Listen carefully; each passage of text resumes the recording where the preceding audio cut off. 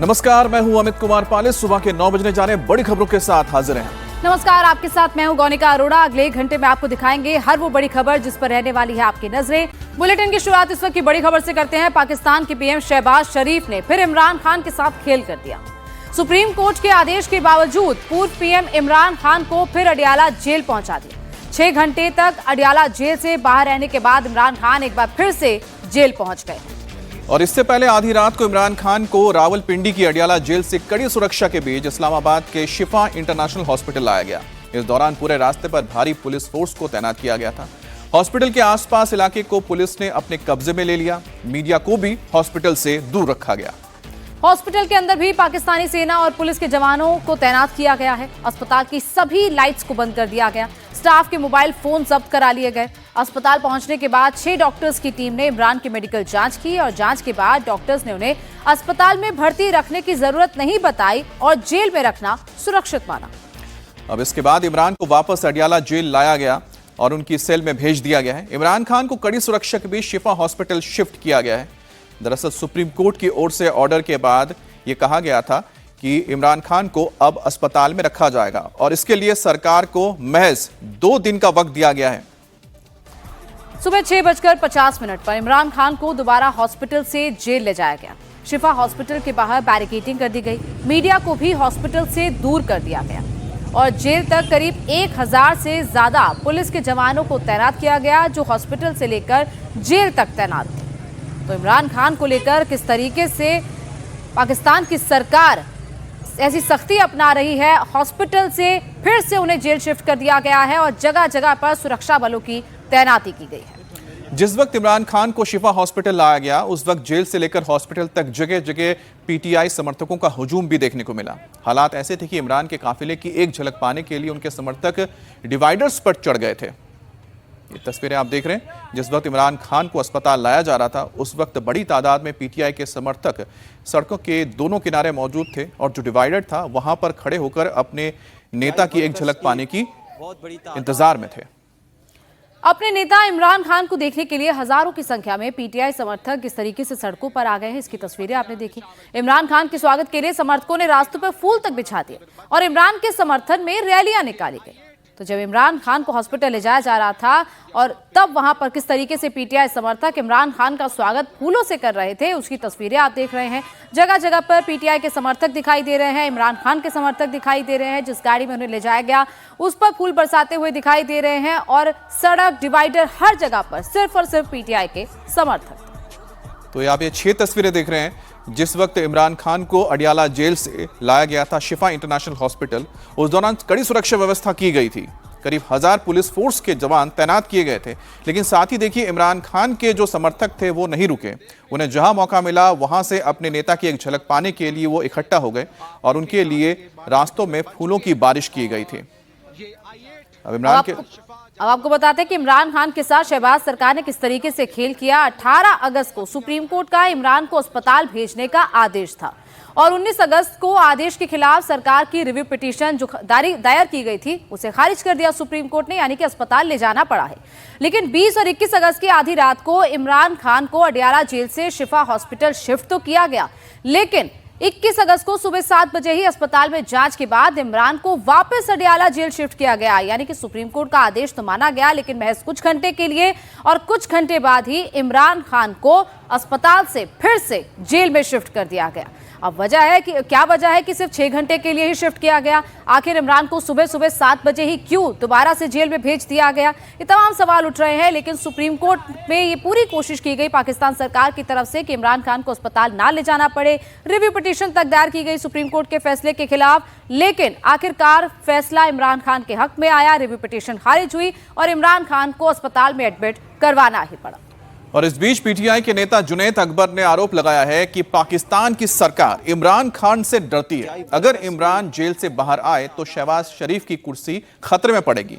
इसलिए सरकार supreme court के फैसले को ना मानने के बहाने खोज रही है। जेपीएससी और जेएसएससी सीजीएल का मामला अब सुप्रीम कोर्ट पहुंच गया है। जेपीएससी परीक्षा में गड़बड़ी और भ्रष्टाचार को लेकर सुप्रीम कोर्ट में एक जनहित याचिका दायर की गई है। सुप्रीम कोर्ट में दायर याचिका में सरकारी अधिकारियों और परीक्षा आयोजित करने वाले एजेंसियों की भूमिका की निष्पक्ष जांच के लिए मामले को सीआईडी से हटाकर सीबीआई को सौंपने की मांग हुई है। इसके साथ ही इस याचिका में कहा गया है कि मूल और अभ्यर्थियों के पास मौजूद ओएमआर शीट की कार्बन कॉपी, सीसीटीवी फुटेज और सर्वर ऑडिट लॉग जैसे सभी फिजिकल और डिजिटल सबूतों को तुरंत सुरक्षित किया जाए ताकि किसी भी तरीके की छेड़छाड़ रोकी जा सके। और इससे पहले गुरुवार को रांची हाईकोर्ट ने सोरेन सरकार को बड़ा झटका दिया था। कोर्ट ने सरकार के उस फैसले पर रोक लगा दी जिसमें 11वीं से 13वीं तक की जेपीएससी परीक्षा को रद्द कर दिया गया था। कोर्ट ने इस मामले में सरकार से 15 दिन में जवाब मांगा है। तो वहीं हाईकोर्ट से रोक लगने के बाद 1 महीने से आंदोलन कर रहे छात्रों का कहना है कि सरकार ने उनके साथ धोखा किया है। छात्र इसका जवाब देंगे।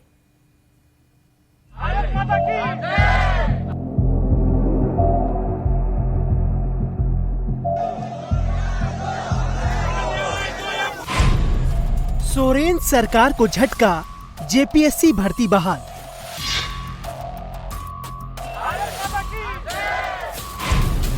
सोरेन सरकार का आदेश, हाई कोर्ट ने लगाई रोक।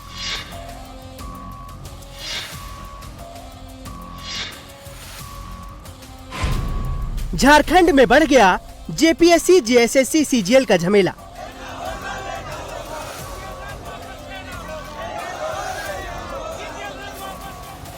झारखंड में जेपीएससी, जेएसएससी, सीजीएल भर्ती परीक्षा में धांधली के आरोप में 1 महीने से धरने पर बैठे छात्रों की मांग के सोरेन सरकार ने भर्ती पर रोक लगाई, लेकिन सरकार का ये फैसला 72 घंटे बाद ही फेल हो गया। गुरुवार को जेपीएससी की परीक्षाएं और नियुक्तियां रद्द किए जाने के सरकार के आदेश के खिलाफ दायर अलग अलग याचिकाओं पर झारखंड हाई कोर्ट में सुनवाई हुई, जिसके बाद हाई कोर्ट ने झारखंड की सरकारी भर्तियों को रद्द करने के हेमंत सोरेन की सरकार के फैसले पर रोक लगा दी। हम लोग सब जितने भी अभ्यर्थी हैं, जितने भी यहाँ पे हम लोग ऑफिसर्स हैं, सब लोग इस डिसीजन से बहुत ही खुश हैं कि फाइनली जितने भी लोग यहाँ पे इतने परेशान थे 2-3 दिनों से, सभी लोगों को आज राहत की सांस मिली है। भगवान के दया से और उच्च न्यायालय की बहुत बहुत कृपा है। हम लोग बहुत होपफुल थे और पॉजिटिव रिजल्ट आया है। हाईकोर्ट ने उस पर स्टे लगाया है। अब आगे जांच होगी या जो भी होगी वो सब हम लोग बहुत वेलकम करते हैं उस डिसीजन को।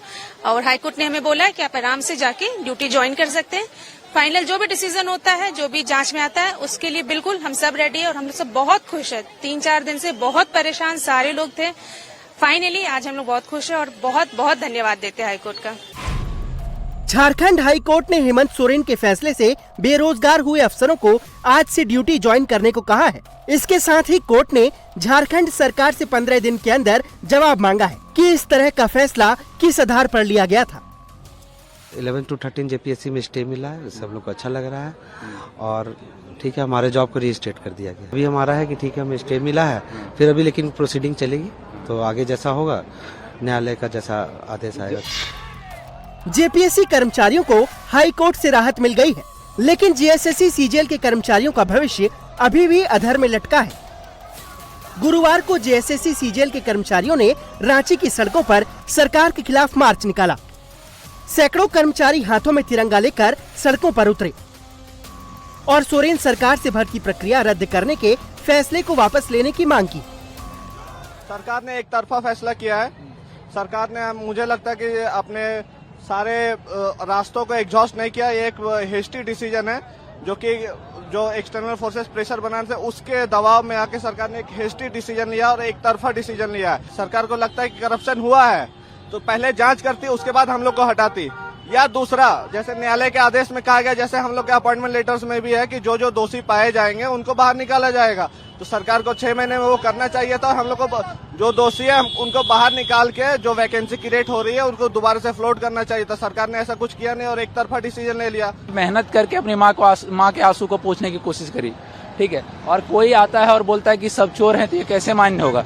कहाँ से? मैं घर चलाना मेरे लिए मुश्किल हो रहा था और कोई अगर बोलेगा 30 लाख 35 लाख 30,000 35,000 जुटाना मेरे लिए मुश्किल था और हम 30 लाख 35 लाख कहाँ से लाएंगे? इसीलिए हम सरकार से यही मांग करेंगे, हमारे साथ न्याय किया जाए, हमारी भी बात सुनी जाए, हमें देखा जाए कि हम किन परिस्थितियों में उठ के और यहाँ तक अपनी नौकरी लिए हैं। जेपीएससी कर्मचारियों को राहत मिलने के बाद अब जेएसएससी, सीजीएल के कर्मचारियों ने भी राहत की सांस ली है। अब जीएसएससी सीजीएल के कर्मचारी भी हाई कोर्ट जाने की तैयारी कर रहे हैं। हालांकि उन्हें अभी उम्मीद है कि सरकार अपना फैसला बदलेगी। हाई कोर्ट ने नेचुरल जस्टिस का बात किया कि मतलब कि आप बिना इंक्वायरी के किसी को नहीं निकाल सकते है नौकरी से, है ना। तो वैसा ही हम लोग के केस में भी वैसा ही है कि आप जांच करके निकालिए जो मतलब गलत तरीके से पास हुआ है, लेकिन आप कुछ लोग के लिए आप सब लोग को नहीं निकाल सकते, एक तराजू पर नहीं तोल सकते। खुशी लेके आया है, इसमें अभी न्याय की जीत हुई है, क्योंकि सरकार तो बिना जांच पड़ताल किए ही इसको रद्द करने पे मतलब फैसला दे चुकी थी, लेकिन न्यायालय ने इसको अभी अपने विचार स्टे लगाया है और इस पे आगे देखते हैं क्या होता है। तो जेपीएससी वालों को न्याय मिले उस तरह हम लोग को भी न्याय मिलेगी। हम लोग भी कोर्ट जाने की पूरी तैयारी कर लिए हैं और जो भी हम लोगों के साथ हुई है वो गलत हुई है। जो हम लोग की ज्वाइनिंग हुई थी हम लोग सारे जेन्युइन थे, जो भी चेक करना था हम लोग 2000 है उसको जांच करना चाहिए, ना कि पूरा वैकेंसी को रद्द करना चाहिए। हाँ जरूर जाएंगे और न्याय तो मिलना ही चाहिए, क्योंकि बहुत लोग जेन्युइन कैंडिडेट हैं और कुछ परसेंट लोगों अगर ऐसे पैसा वैसा का बात है तो उसके चक्कर में बाकी लोगों का तो नहीं ना रद्द होना चाहिए, तो सरकार को सेग्रीगेट करना चाहिए। जेपीएससी वालों को जिस प्रकार से न्याय मिला है हम लोग को उसी प्रकार से न्याय मिल ही जाएगा। सरकार देना चाहेगी तो ठीक है, और नहीं तो हम लोग कोर्ट के द्वारा तो मिलेगा ही मिलेगा। नहीं मिलने का तो कोई सवाल नहीं, क्योंकि स्टूडेंट लोग लगभग लोग जेन्युइन है। अपवाद भाई सब जगह रहता है तो उसका हम नहीं जानते, तो जांच का विषय है, लेकिन हम लोग को न्याय मिलेगा, हम पूरा तरह से आश्वस्त हैं। मुख्यमंत्री हेमंत सोरेन ने 18 अगस्त को अधिसूचना जारी कर झारखंड लोक सेवा आयोग और एक बाहरी एजेंसी की ओर से आयोजित 22 भर्ती परीक्षाएं रद्द कर दी थी। बड़ी खबर छत्तीसगढ़ से, जहां इंदिरा गांधी कृषि विश्वविद्यालय में पेपर लीक के बाद हड़कंप मचा है। सरकार एक्शन में है। छत्तीसगढ़ के कृषि मंत्री के निर्देश पर पुलिस ने एफआईआर दर्ज कर ली है और जांच शुरू हो गई। बीएससी एग्रीकल्चर सेकेंड ईयर के पेपर लीक के बारे में खबर आई है। पेपर लीक की जानकारी मिलने पर यूनिवर्सिटी प्रशासन ने परीक्षा को रद्द करने का आदेश दिया है। तो बीएससी एग्रीकल्चर सेकेंड ईयर का पेपर लीक होने की घटना के बाद छत्तीसगढ़ में यह बड़ा बवाल मचा है।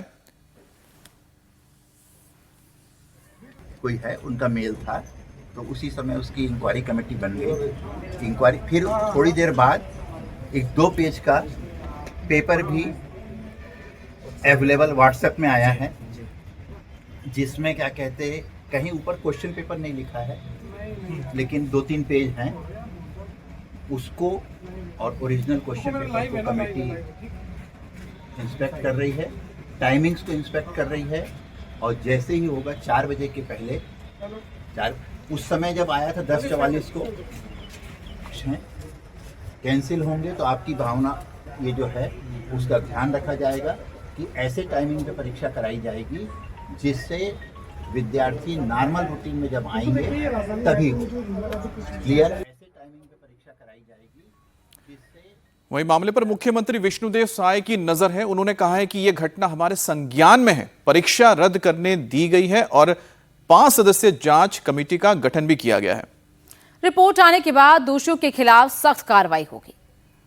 तो ये कहा गया है सरकार की तरफ से बीएससी एग्रीकल्चर सेकेंड ईयर का एग्जाम लीक हुआ है, पेपर लीक हुआ है और अभी हमने सुना कि किस तरीके से बातचीत छात्रों से की जा रही है। उनको ये कहा गया है कि नॉर्मल रूटीन में जब छात्र आएंगे तभी ये एग्जाम होगा, लेकिन सरकार ने एक्शन लेते हुए एफआईआर दर्ज कर ली है, पेपर को रद्द कर दिया है और सीएम की इस पूरे मामले पर नजर है। जी हमारे संज्ञान में भी है और विश्वविद्यालय प्रशासन ने परीक्षा निरस्त कर दिया है और 5 सदस्यीय समिति का भी गठन हुआ है।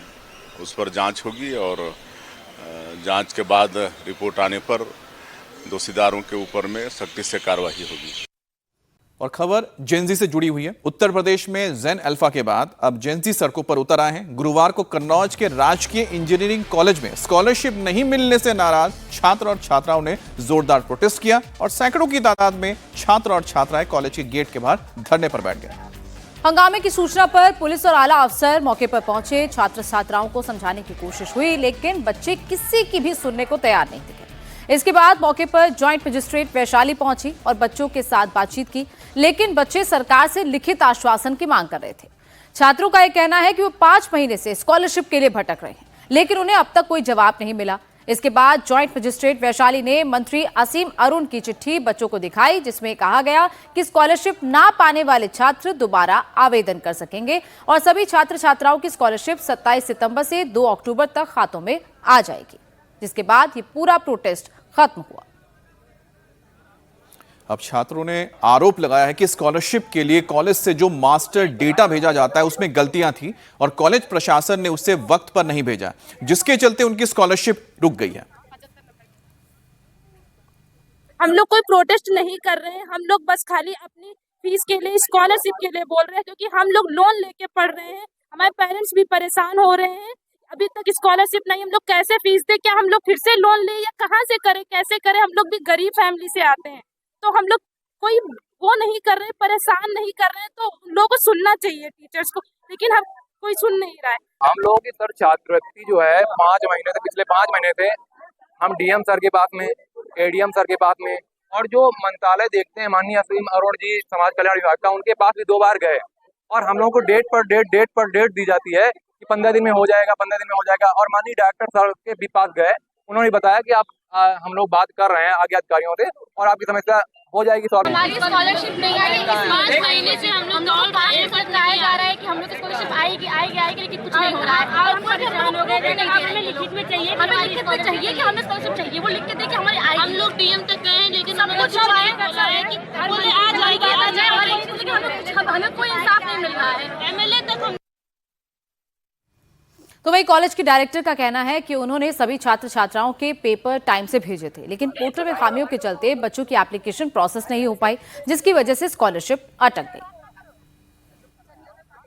बच्चों की पिछले साल की स्कॉलरशिप समाज कल्याण विभाग द्वारा जो दी जानी थी, वो कतिपय पोर्टल में कुछ त्रुटियां हैं, जिसके कारण से समाज कल्याण विभाग की तरफ से नहीं आ पाई है। कॉलेज की तरफ से पूरी तरीके से हर चीज़ समय से फॉरवर्ड की गई थी नवंबर 25 में, और यूनिवर्सिटी से भी नवंबर 25 में ही वो चीज़ फॉरवर्ड हो गई थी समाज कल्याण विभाग को, लेकिन वो स्कॉलरशिप नहीं आई। तो बाद में उसी की वजह से बच्चे आए थे मेरे पास, कई बार आ चुके, तो मैंने जब आए मैंने सारी प्रॉब्लम्स को कम्युनिकेट कर दिया शासन को और प्रशासन को और विश्वविद्यालय प्रशासन को भी, और विश्वविद्यालय प्रशासन में प्रोसेस चल रहा है, इस प्रदेश स्तर पर भी कार्रवाई चल रही है। जैसे ही वो हो जाएगी इनकी स्कॉलरशिप मिल जाएगी। वो चूँकि हमारे हाथ में तो होती नहीं है, हम तो सिर्फ कागज फॉरवर्ड कर सकते हैं, वो हमने समय से किया है। इस पूरे मामले पर समाज कल्याण अधिकारी वेद प्रकाश मिश्रा का कहना है कि विभाग की नहीं बल्कि पोर्टल की खामियों की वजह से छात्रों की स्कॉलरशिप टाइम से नहीं मिल पाई है। नहीं, बच्चों की मांग छात्रवृत्ति को लेकर मिल रही है कि लास्ट ईयर इनके जो एक टेक्निकल त्रुटि की वजह से छात्रवृत्ति नहीं आ पाई थी, उसको सही करा के फिर वो छात्रवृत्ति दी जाएगी। मास्टर फीस पकड़ में नहीं आ रही है, मास्टर फीस पकड़ में नहीं आ रही है, हाँ ये समस्या है, यही टेक्निकल त्रुटि की बात कर रहा हूँ मैं। बाकी बच्चों का फॉर्म यहाँ से फॉरवर्ड हुआ है, बाकायदा फॉरवर्ड हुआ है, नियमित सब कुछ हुआ है, कोई जिले स्तर से कोई समस्या नहीं है। ये मैं चूँकि मेरी भी उतनी जानकारी नहीं है टेक्निकल तौर पर, लेकिन हाँ ये कि तकनीकी त्रुटि है, उस त्रुटि को एनआईसी के माध्यम से दूर करा के और इनके फिर समस्या आप लोगों को कराई गई है। अब इसके बाद क्या कदम आप लोग उठाएंगे? और अब खबर आपकी हेल्थ से जुड़ी हुई, जहां त्योहार नजदीक आते हैं, मिलावटखोर गैंग एक्टिव हो गए। बाजारों में धड़ल्ले से नकली और मिलावटी दूध, पनीर, खोया बिक रहा है। हालांकि खाद्य विभाग की टीमें लगातार छापेमारी कर रही हैं। भारी मात्रा में मिलावटी और नकली खाने की चीजें पकड़ी जा रही हैं। यूपी के बुलंदशहर में टीम ने 1500 लीटर मिलावटी दूध और 200 किलो मिलावटी पनीर नष्ट कराया। तो उडुपी में रेड के दौरान एफडीए ने 10,000 किलो से ज्यादा केले जब्त किए, जिन्हें केमिकल से पकाया जा रहा था। और वहीं पर महाराष्ट्र में अब एडिबल ऑयल में मिलावट मिली है और नियमों के उल्लंघन के चलते एफडीए ने एक्शन लिया है। दूध में मिलावट की जा रही है, पनीर में मिलावट की जा रही है, सोयाबीन तेल में मिलावट की जा रही है और यहां तक कि केले में भी केमिकल का इस्तेमाल हो रहा है। यानी कुल मिलाकर बाजार से खाने पीने की चीजें खरीदना बीमारी को दावत देना है। और ये हम क्यों कह रहे हैं वो आपको अगले कुछ मिनटों में एक एक तस्वीर दिखाकर समझाते हैं। दूध पानी की तरह बहाया जा रहा है, पनीर पर मक्खियां बैठी हैं, गंदगी कितनी है वो आपको साफ साफ नजर आ रहा होगा। तस्वीरें उत्तर प्रदेश के बुलंदशहर की हैं। जहां अरनिया थाना क्षेत्र के डाबर गांव में खाद्य विभाग ने गणेश डेयरी पर छापा मारा। मौके से 2 क्विंटल मिलावटी पनीर और करीब 1500 लीटर मिलावटी दूध को नष्ट कराया गया। इसके साथ ही पनीर के नमूने लेकर जांच के लिए भेजे गए हैं और डेयरी बंद करवा दी गई है। ये डेयरी है गणेश डेयरी, रेकी की थी तो ये पता चला था कि यहाँ पर कुछ अडल्ट्रेशन का काम चल रहा है। हालांकि जब हम मौके पे आए तो कोई भी अपमिश्रक या इस तरह की चीज बरामद नहीं हुई, लेकिन जो इनका स्टाफ है उन्होंने ये बताया कि इन्होंने दूध में SMP मिलाया है और रिफाइंड मिलाया है और दूध बड़ी ही अनहाइजीनिक कंडीशन में रखा हुआ था। अजीब सी स्मेल आ रही थी, बहुत गंदी सी, वो खाने लायक नहीं था। तो FBO ने खुद ही अपनी स्वेच्छा से उसको स्वीकार किया है और उसको फिर नष्ट कराया गया है। 1500 लीटर के करीब दूध है और 200 किलो पनीर है। तत्काल प्रभाव से इनका कारोबार रोका जा रहा है और रोकने के लिए इनको सख्त निर्देश दिए जा रहे हैं कि अगर ये इस पर भी कोई कारोबार नहीं करेंगे, लाइसेंस इनका सस्पेंड किया जाए। अब आपको ओडिशा के कटक की तस्वीरें दिखाते हैं, जहां से 17 लाख से ज्यादा की मिलावटी पनीर जब्त की गई है। दरअसल खाद्य सुरक्षा विभाग की टीमों ने बाजार में पहुंचने से पहले पनीर की खेप ले जा रही करीब गाड़ियों को रोका, जिनमें से 7000 किलो मिलावटी पनीर और छेना मिला। हैरानी की बात यह है कि 7000 किलो पनीर में से सिर्फ 30 किलो पनीर ठीक पाया गया, जिसके बाद विभाग ने जब्त किए गए पूरे स्टॉक को नष्ट करवा दिया। दूध पनीर के साथ साथ सोयाबीन तेल में भी मिलावट का खेल चल रहा है। यानी जो लोग अच्छी सेहत रखने के लिए सोयाबीन तेल खाते हैं वो अलर्ट हो जाएं। गुजरात के पाटन जिले में क्राइम ब्रांच और खाद्य विभाग की टीम ने संयुक्त कार्रवाई की। सिद्धपुर GIDC में छापा मारकर 14,709 किलो संदिग्ध तेल जब्त किया गया। टीम को ऑयल टैंकर से 13,800 किलो एडिबल ऑयल मिला, जिसके बाद पैकिंग के लिए तैयार 40 तेल के डिब्बे जब्त किए गए। रेड के दौरान एक ट्रक से खराब तेल के 210 डिब्बे भी बरामद हुए हैं। मिलावटखोरी के धंधे पर बड़ी कार्रवाई करते हुए पाटन पुलिस ने सिद्धपुर में जो GIDC है वहाँ गामी फूड इंडस्ट्री पर रेड करते हुए तेल में मिलावटखोरी की एक बड़ा रैकेट चल रहा था, उसको यहाँ पे पकड़ा है। आपको बता दें कि हमारे यहाँ FSSAI के जो नॉर्म्स हैं उस हिसाब से एडिबल ऑयल में आप एक दूसरे एडिबल ऑयल की मिलावट कर सकते हैं। करीब 20% तक आप उसमें दूसरा एडिबल ऑयल मिला सकते हैं किसी दूसरे प्रोडक्ट का, लेकिन उसको बकायदा ब्रांडिंग में मेंशन करना होता है और उसके परसेंटेज भी मेंशन करने होते हैं कि वो कौन सा ऑयल किस ऑयल में मिलाया गया और उसका कितना परसेंटेज है। लेकिन यहाँ पे बिना किसी जानकारी के ये सारी चीजें चल रही। शुरुआती जांच में सामने आया है कि इस फैक्ट्री में सोयाबीन तेल में सस्ते या वेस्टेज वाले तेल की मिलावट की जा रही थी। वेस्टेज तेल का ये स्टॉक कहां से लाया जा रहा था, इसकी जांच की जा रही है। फिलहाल खाद्य विभाग की टीम ने सैंपल टेस्ट के लिए लैब भेज दिए हैं और फैक्ट्री मालिक भौतिक रमेश भाई पटेल के खिलाफ कानूनी कार्रवाई शुरू कर दी गई है।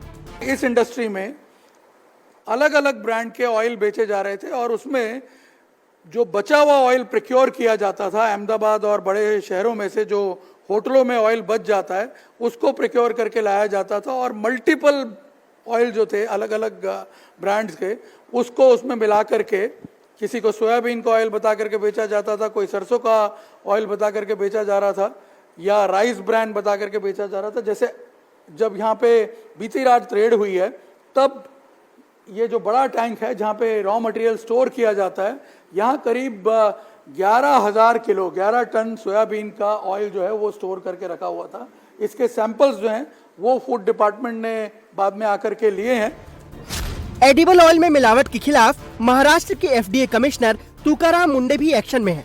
दरअसल राज्य में तमाम छापेमारी के दौरान बिना लाइसेंस कारोबार, सब स्टैंडर्ड तेल, रीलेबलिंग और रीपैकेजिंग समेत 12 तरह की अनियमितताएं पाई गई, जिसके बाद अब खुले खाद्य तेल की बिक्री पर रोक लगा दी गई है और सरसों के नाम पर सिर्फ 100% सरसों का तेल बेचने की अनुमति है।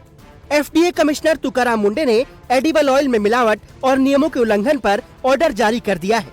लोगों को ये जो एडिबल ऑयल है वो सेफ मिले, ना मिस ब्रांडेड, ना अनसेफ, ना सब स्टैंडर्ड। इसकी वजह से ये इम्प्लीमेंट करना जरूरी है और लोगों को भी पता होना जरूरी है कि उन्होंने क्या करना चाहिए। सजा ये है कि अगर ये अनसेफ पाया जाता है तो लाइफ इम्प्रिजमेंट तक का उनका प्रोविजन है, प्रावधान है। 10 लाख तक की उसमें जुर्माना भी लग सकता है। उसके साथ अनसेफ के साथ पेनल्टी जो है उसमें सब स्टैंडर्ड अगर मिलता है तो 5 लाख तक की पेनल्टी है, मिस ब्रांडेड अगर मिलता है तो 3 लाख तक की पेनल्टी है, जो अडल्चरेंट है अगर वो मिलता है किसी के पास जो एफबीओ है वो 10 लाख तक की पेनल्टी है, विदाउट लाइसेंस विदाउट रजिस्ट्रेशन काम कर रहा है तो उनको 10 लाख तक की पेनल्टी है, और मिसलीडिंग एडवर्टीजमेंट है तो 10 लाख तक के प्रावधान है। महाराष्ट्र में अब जंग लगे कंटेनर, पुराने टैंकरों से तेल की ढुलाई और बार बार इस्तेमाल होने वाले फ्राइंग ऑयल पर भी कार्रवाई होगी। वहीं नियम तोड़ने पर 7 साल की कैद और 10 लाख रुपए तक का जुर्माना लगेगा।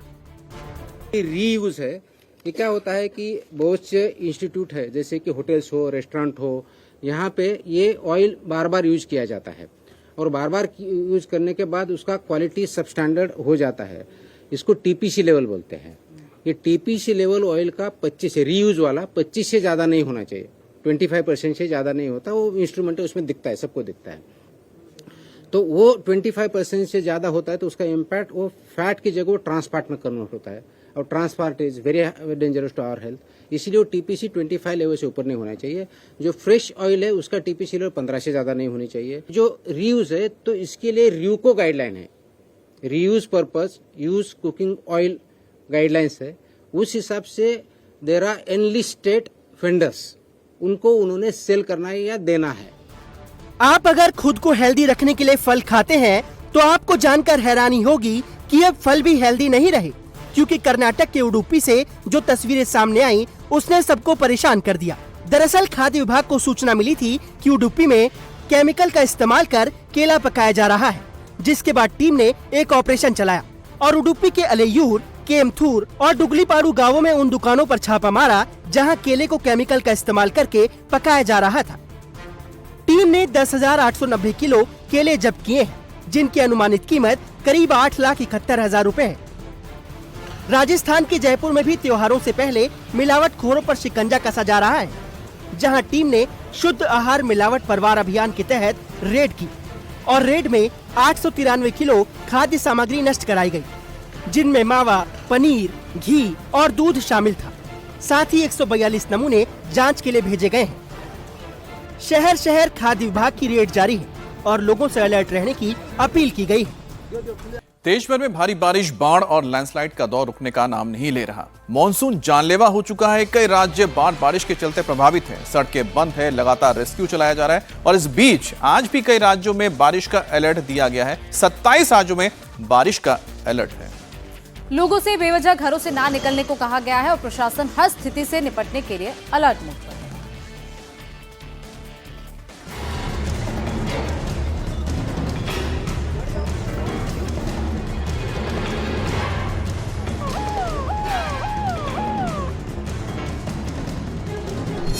हाहाकारी मॉनसून, पहाड़ से मैदान तक हड़कंप।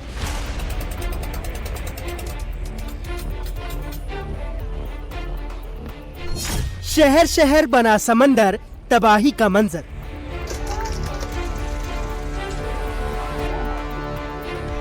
जल प्रहार, मच गया हाहाकार।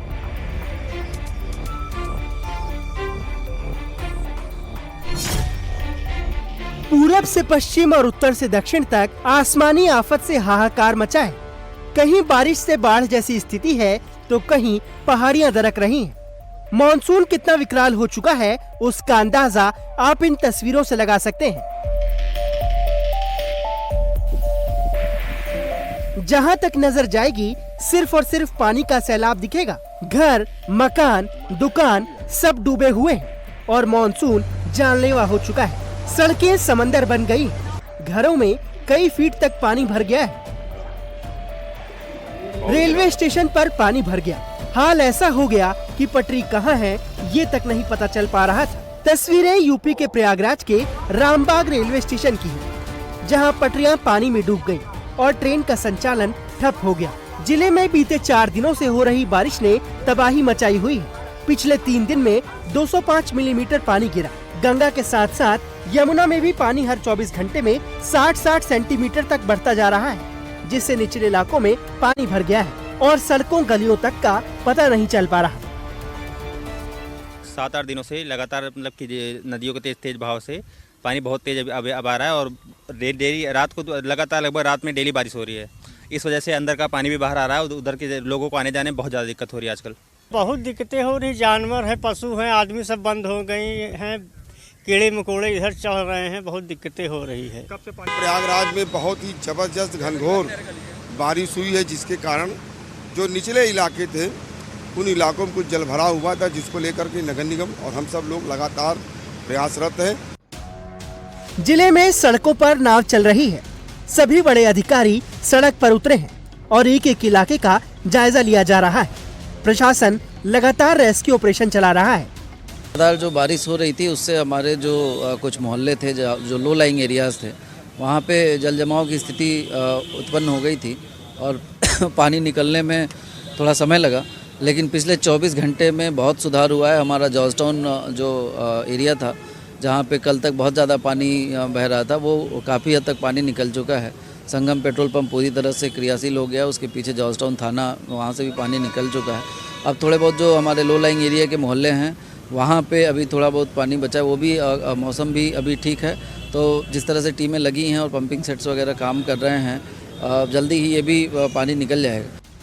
वाराणसी में गंगा नदी उफान पर है, इसलिए घाट के आसपास के इलाकों से लोगों को हटा दिया गया है। साथ ही हाई अलर्ट घोषित कर दिया गया है। यूपी के साथ साथ पश्चिम बंगाल के हुगली में बाढ़ के पानी ने हाहाकार मचा रखा है। लगातार रेस्क्यू ऑपरेशन चलाया जा रहा है। निचले इलाकों से लोगों को हटा दिया गया है। वहीं सीएम शुभेंदु अधिकारी ने हवाई सर्वे के जरिए बाढ़ग्रस्त इलाकों का जायजा लिया। उधर ओडिशा में बाढ़ से 9 लाख लोग प्रभावित हैं, जिसके लिए सरकार ने 1000 करोड़ रुपए के राहत पैकेज का ऐलान किया है। कई इलाकों में बाढ़ की स्थिति को देखते हुए स्कूल को बंद रखने के आदेश दिए गए हैं। वहीं मध्य प्रदेश के रीवा में महाना नदी भी उफान पर है। पानी की रफ्तार इतनी ज्यादा है कि पानी में नदी के पास बना शिव मंदिर पूरी तरह डूब चुका है। पेड़ पौधे सब पानी में बहे जा रहे हैं। देश में मानसून की प्रचंड रफ्तार के बीच मौसम विभाग ने एक बार फिर से टेंशन भरा अलर्ट जारी कर दिया है। मौसम विभाग के मुताबिक आज 27 राज्यों में मूसलाधार बारिश हो सकती है। ऐसे में ज्यादातर इलाकों में लोगों को घरों में रहने को कहा गया है। महाराष्ट्र के छत्रपति संभाजीनगर जिले के शाहगंज इलाके में दिन दहाड़े चोरी की बड़ी वारदात सामने आई। पुलिस के मुताबिक शाहगंज इलाके में स्थित एक ज्वेलरी शोरूम में ग्राहक बनकर आए 2 आदमी और 4 बुर्काधारी महिलाओं के गिरोह ने करीब 1.5 किलो सोना चोरी कर वो फरार हो गए। आरोप है कि सभी आरोपी अलग अलग समय पर शोरूम में दाखिल हुए, पहले रेकी की और फिर मौका मिलते ही सोने से भरा डिब्बा लेकर फरार हो गए। पूरी वारदात शोरूम में लगे सीसीटीवी कैमरे में कैद हुई है, जिसकी मदद से पुलिस आरोपियों की तलाश में जुट गई है। दिल्ली से सटे गाजियाबाद से चोरी की हैरान करने वाली तस्वीर सामने आई। गाजियाबाद के आरडीसी राजनगर में एक बुजुर्ग महिला घर के बाहर वॉक कर रही थी और तभी हेलमेट पहने एक शख्स आता है और महिला को अकेला पाकर उनके गले से चेन छीनकर फरार हो जाता है। पूरी वारदात पास लगे सीसीटीवी कैमरे में कैद हुई है। वहीं पुलिस आरोपी की तलाश कर रही है। खबर लखनऊ से, जहां गोमती नगर इलाके में पति ने ही बैंक के रिलेशनशिप मैनेजर दिव्या मिश्रा की गोली मारकर हत्या कर दी। वारदात का सीसीटीवी अब सामने आया है। वारदात के बाद शख्स ने अपनी बहन को भी गोली मारी और फिर खुद के ऊपर ट्रिगर दबा दिया। इस ट्रिपल मर्डर से लखनऊ में हड़कंप मचा है। पत्नी दिव्या मिश्रा और बहन को गोली मारने वाले शख्स का नाम मानस है। हालांकि अभी तक ये साफ नहीं हो पाया है कि उसने इस खौफनाक वारदात को अंजाम क्यों दिया, लेकिन जानकारी के मुताबिक उसके अपनी पत्नी के साथ अच्छे संबंध नहीं थे। पिछले कुछ समय से दोनों अलग अलग रह रहे थे। उसने दिव्या मिश्रा को बैंक के बाहर बुलाया और जब दिव्या मिश्रा बाहर पहुंची तो उस पर फायरिंग कर दी। वारदात की खबर मिलते ही सीनियर पुलिस अधिकारी मौके पर पहुंचे और जांच शुरू कर दी है। हैदराबाद में बेकाबू सुपर कार एस्टन मार्टिन से कुचलने से महिला की मौत मामले में एक सांसद के बेटे पर एफआईआर दर्ज हुई है। पुलिस के मुताबिक इस मामले में आंध्र प्रदेश से जनसेना पार्टी के राज्यसभा सांसद और उद्योगपति लिंग मानेनी रमेश के 21 साल के बेटे लिंग मानेनी संजुश को आरोपी बनाया गया है। आरोप है कि हादसे के वक्त संजुश की लग्जरी एस्टन मार्टिन कार चला रहा था और उसकी कार की टक्कर से 26 साल की भारती मुखी नाम की महिला की मौत हुई थी। संजुश पर दर्ज एफआईआर के मुताबिक सड़क पार कर रही महिला को तेज रफ्तार एस्टन मार्टिन कार ने टक्कर मार दी थी। घटना के बाद उसी दिन पुलिस ने आरोपी को पकड़ लिया था, जिसके बाद आरोपी का ड्रंक एंड ड्राइव और ड्रग टेस्ट कराया गया। खून के नमूने जांच के लिए फोरेंसिक साइंस लेबोरेटरी भेजे गए। फिलहाल पुलिस ने कार को जब्त कर लिया है और मामले की जांच की जा रही है। बता दें कि यह हादसा 16 अगस्त को हैदराबाद के माधापुर इलाके में हुआ था। और बड़ी खबर हरियाणा के हिसार से, जहां कोर्ट के गेट के सामने सरेआम गैंग वॉर की वारदात हुई। कोर्ट से बरी होने के बाद जैसे ही आरोपी बाहर निकला, दूसरे गैंग के बदमाशों ने सरेआम फायरिंग कर उसकी हत्या कर दी। बदमाशों ने महज 2 मिनट में दनादन 14 राउंड फायरिंग की। गुरुवार को दोपहर में हरियाणा के हिसार के कोर्ट पे गैंगस्टर विनोद पानू उर्फ काना को पेशी के लिए लाया गया था। गैंगस्टर की हत्या की जिम्मेदारी लॉरेंस बिश्नोई गैंग ने ली है। लॉरेंस गैंग से जुड़े गैंगस्टर अनिल पंडित ने सोशल मीडिया पर पोस्ट करके हत्या की जिम्मेदारी ली। गैंगस्टर विनोद पानू पर हत्या समेत 40 मामले दर्ज थे। गैंगस्टर विनोद हिसार के मोस्ट वांटेड क्रिमिनल्स में से एक था।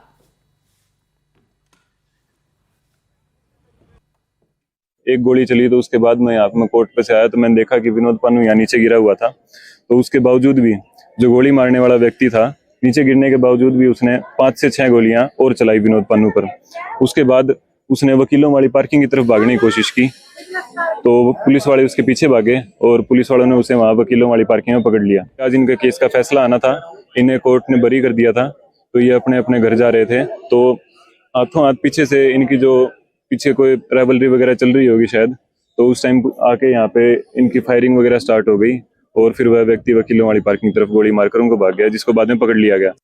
और बात अब दिल्ली की करते हैं, जहां गुरुवार की शाम पुलिस और बदमाशों के बीच मुठभेड़ हुई। रानोला इलाके में हुए एनकाउंटर में 2 बदमाश गोली लगने से घायल हुए, जिन्हें पुलिस ने गिरफ्तार कर अस्पताल में भर्ती कराया। दोनों बदमाश हिमांशु भाऊ गैंग के शार्प शूटर बताए जा रहे हैं। जानकारी के मुताबिक भाऊ गैंग इलाके के मशहूर डॉक्टर नरेश शर्मा से लगातार रंगदारी मांग रहा था और पैसे ना देने पर जान से मारने की धमकी तक दे रहा था। डॉक्टर को मिल रही धमकियों की वजह से पुलिस ने डॉक्टर और उनके परिवार को सुरक्षा भी दी थी। पुलिस के मुताबिक द्वारका एक्सप्रेसवे के नीचे चेकिंग के दौरान तेज रफ्तार थार जिसमें कि बदमाश सवार थे, उसकी एक लोडर गाड़ी से टक्कर हो गई। एक्सीडेंट के बाद दोनों बदमाश जंगल की तरफ भागने लगे और पुलिस के पीछा करने पर बदमाशों ने फायरिंग शुरू कर दी। जवाबी कार्रवाई में दोनों बदमाशों को गोली लग गई। बताया जा रहा है कि दोनों तरफ से 14 राउंड गोलियां चली थी। गिरफ्तार बदमाशों में से एक नाबालिग बताया जा रहा है और पुलिस ने बदमाशों के कब्जे से विदेशी पिस्टल भी बरामद की। दिल्ली पुलिस के एनकाउंटर में घायल बदमाशों में से एक की पहचान समीर के रूप में की गई है, जबकि दूसरा नाबालिग बताया जा रहा है। ये दोनों भाऊ गैंग के लिए काम कर रहे थे। भाऊ गैंग ने इस इलाके के एक मशहूर डॉक्टर को लगातार रैंसम के लिए धमकियां दे रहा था और उसी में पुलिस को इन बदमाशों की तलाश थी, जिसके बाद एनकाउंटर के बाद गिरफ्तार किया गया है। ठीक यही वो जगह है जहां पर आप देख सकते हैं कि जहां पर बदमाशों को गोली लगी थी और घायल होने के बाद दोनों को गिरफ्तार किया है और गिरफ्तार करने के बाद पुलिस ने इन्हें हॉस्पिटल में भर्ती कराया है। इनके पास से विदेशी पिस्टल भी बरामद की गई है, जो कि ये पुलिस के ऊपर जिससे लगातार फायर कर रहे थे। दिल्ली पुलिस क्राइम ब्रांच की इंटरस्टेट सेल ने कैंसर की नकली और अवैध तरीके से डाइवर्ट की गई महंगी दवाओं के सिंडिकेट का भांडाफोड़ किया है। इस मामले में अब तक 17 आरोपी गिरफ्तार किए जा चुके हैं। आरोपियों के कब्जे और ठिकानों से 588 भरी हुई एंटी कैंसर दवाओं की शीशियां बरामद की गई।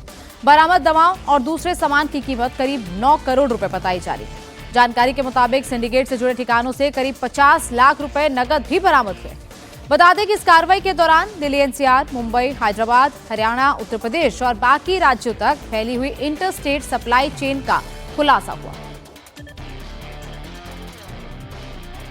हमारी क्राइम ब्रांच की इंटरस्टेट सेल को एक इन्फॉर्मेशन मिली कि एक सिंडिकेट है जो काफ़ी ऑर्गेनाइज्ड तरीके से कैंसर की जो काउंटरफीट दवाइयाँ हैं और साथ ही कुछ हॉस्पिटल से चोरी की हुई, डाइवर्ट की हुई दवाइयाँ हैं, उनको मार्केट में लार्ज स्केल में सप्लाई कर रहा है। इस इन्फॉर्मेशन को हमने डेवलप किया। जुलाई के महीने में कोऑर्डिनेटेड रेड्स हुई मुंबई और दिल्ली में। वहां से कुछ व्यक्तियों की गिरफ्तारी हुई। इन्वेस्टिगेशन को आगे बढ़ाते हुए अभी तक हमने 17 व्यक्तियों को गिरफ्तार कर लिया है। इसमें कुछ तो ऐसे थे जो हॉस्पिटल्स में बतौर एम्प्लॉइज काम कर रहे थे और वहां से इन्होंने मेडिसिन चोरी करके मार्केट में सप्लाई की। और इस सिंडिकेट का एक well established supply chain network है, जिसमें कुछ मेंबर्स ऐसे हैं जो फार्मेसी स्टोर ओनर्स हैं। वाराणसी के रोहनिया थाना इलाके में अपहरण के बाद एमएससी छात्रा की हत्या का मामला सामने आया। छात्रा का शव एक बंद मकान में मिला, जिसके बाद पूरे इलाके में सनसनी फैल गई। जानकारी के मुताबिक छात्रा का प्रेमी फरार है, जिसकी तलाश में पुलिस की टीम लगी हुई है। पुलिस ने शव को पोस्टमार्टम के लिए भेज दिया है। छात्रा 3 दिन पहले घर से कॉलेज के लिए निकली थी, जिसके बाद वो लापता हो गई। परिजनों ने थाने में गुमशुदगी की शिकायत दर्ज कराई थी। 3 दिन बाद इलाके के एक बंद मकान से बदबू आने के बाद लोगों की सूचना पर पुलिस ने शव बरामद किया। शुरुआती जांच में प्रेम प्रसंग में हत्या की आशंका जताई जा रही है। बताया जा रहा है कि युवती का प्रेमी विवेक चौबे भी घटना के बाद से गायब है। फिलहाल पुलिस को पोस्टमार्टम रिपोर्ट का इंतजार है।